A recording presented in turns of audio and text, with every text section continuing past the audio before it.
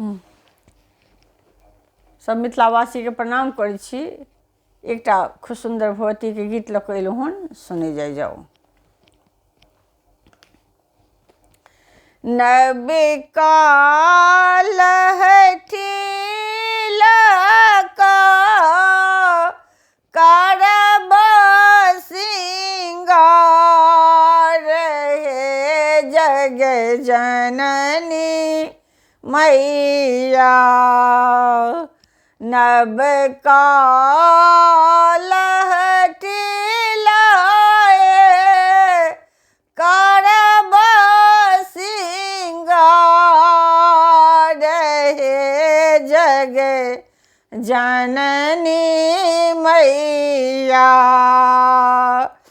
जगमग करतै अहाँके दरबार हे जग जननी मैया। जगमग करतै अहाँके दरबार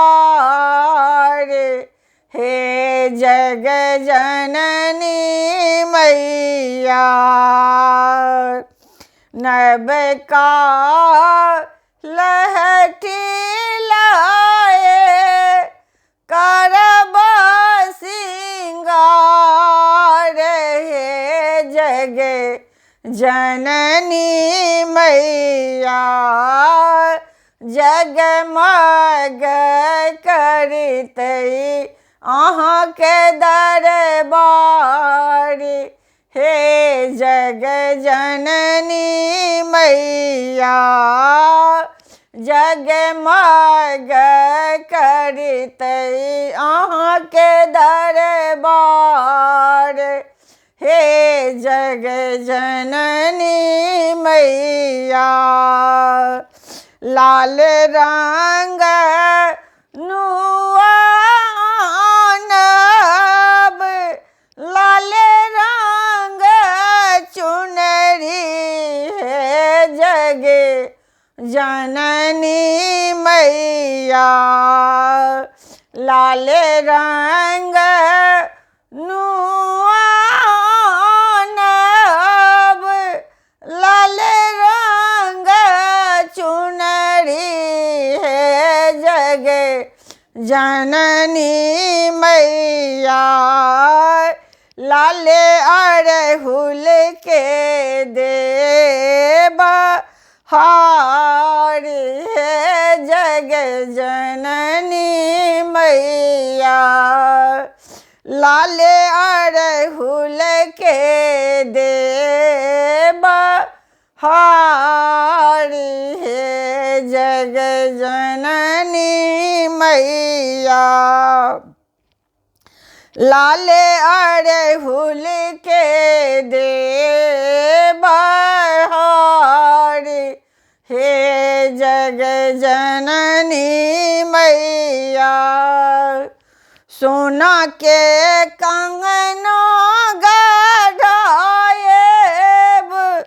सोना के झुमका हे जग जननी मैया। सोना के कंगना गढ़ाएब सोना के झुमका हे जग जननी मैया। ताही पर सानूपुर के झनकार हे जग जननी मैया। ताही पर नूपुर के झनकार हे जग जननी मैया। नबकाल हठी लाए करब सिंगार हे जग जननी मैया। नबकाल हठी लाए करब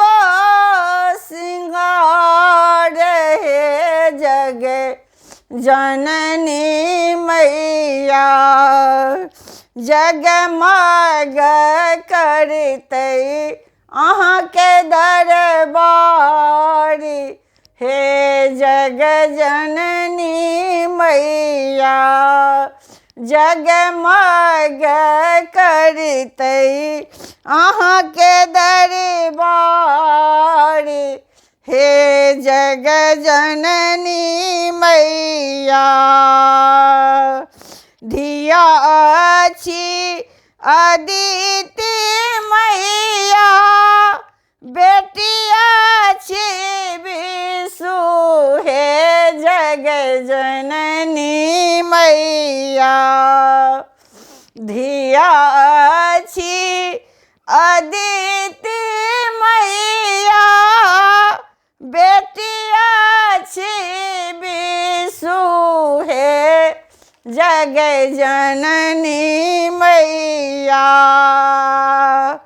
अदु विषु के सुनियौ पुकारी हे जग जननी मैया अदु विषु के सुनियौ पुकारी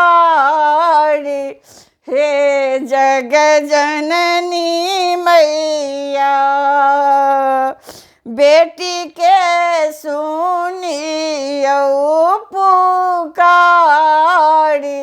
हे जग जननी मैया